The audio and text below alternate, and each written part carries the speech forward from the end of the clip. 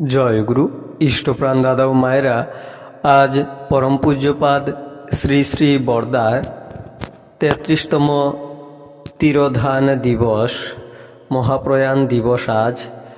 আজ এই দিনে আমরা জেনে নেব পরম পূজ্যপাদ শ্রী শ্রী বরদার এই কাহিনীগুলি।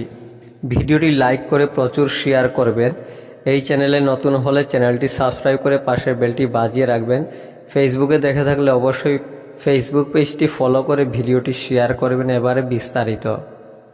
পরম পূজ্যপাদ শ্রী শ্রী বরদা অমরেন্দ্রনাথ চক্রবর্তী অধুনা বাংলাদেশের পাবনা জেলার হিমায়তপুরে বাংলা ৫ই অগ্রহায়ণ ১৩১৮, ইংরাজি ১৯১১ সালের ২১শে নভেম্বর জন্মগ্রহণ করেন।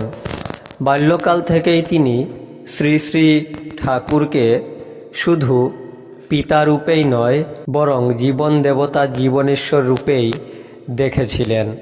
শ্রী শ্রী ঠাকুরকে খুশি করাই ছিল তাঁর একমাত্র সাধনা। একবার আলোচনা প্রসঙ্গে শ্রী শ্রী বরদা বলেছিলেন, ছোটবেলা থেকেই আমি ঠিক করেছিলাম যে আমি তার কুকুর হব। কুকুরের জ্ঞান বুদ্ধি সব প্রভুর স্বার্থ রক্ষার জন্যই হয়ে থাকে।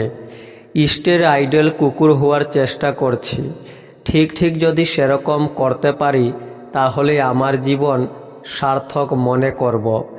এর থেকে বেশি কিছু আমি চাই না। পরম দয়াল শ্রী শ্রী ঠাকুরের মহাপ্রয়াণের পর শ্রী শ্রী বরদা ভারতবর্ষের ভিতর ১০৮টি শ্রীমন্দির নির্মাণের সংকল্প নিয়েছিলেন এবং তা তিনি মূর্ত করেছিলেন।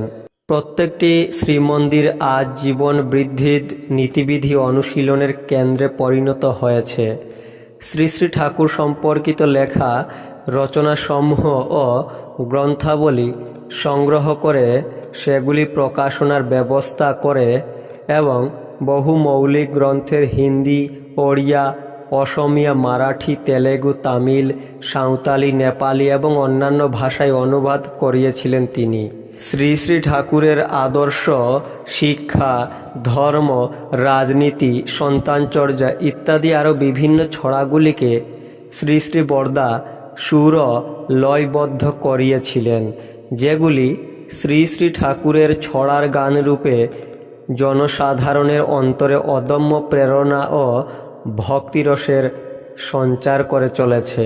শ্রী শ্রী ঠাকুরের স্মৃতিকে প্রত্যেকের মনে সদা সর্বদা জাগরুক রাখার মানসে শ্রী শ্রী বরদা শ্রী শ্রী ঠাকুরের স্মরণে কয়েকটি উৎসবের প্রচলন করেন।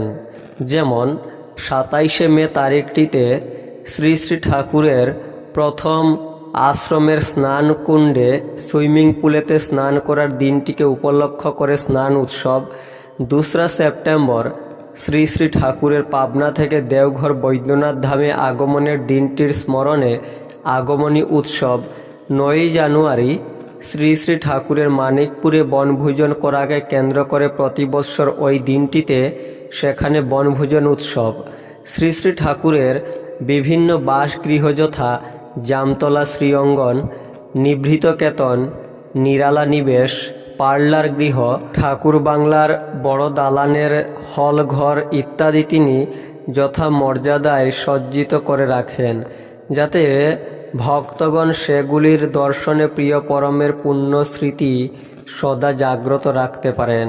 শ্রী শ্রী ঠাকুর বরদা সম্পর্কে বলেছিলেন, বড় খোকা শুধু আমার ঔরসজাত সন্তানই নয়, কৃষ্টিজাত সন্তানও বটে। শ্রী শ্রী বরদা শ্রী শ্রী ঠাকুরের ঐশী ইচ্ছাগুলি পরিপূরণ করে পুরী ঠাকুরবাড়িতে পুরীধাম উড়িষ্যাতে ৫ই আগস্ট ১৯৯৪-এ সন্ধ্যা ৬টা বেজে ৯ মিনিটে সন্ধ্যা প্রার্থনা শঙ্খধ্বনির সাথে সাথে পরমধামে মহাপ্রয়াণ করেন।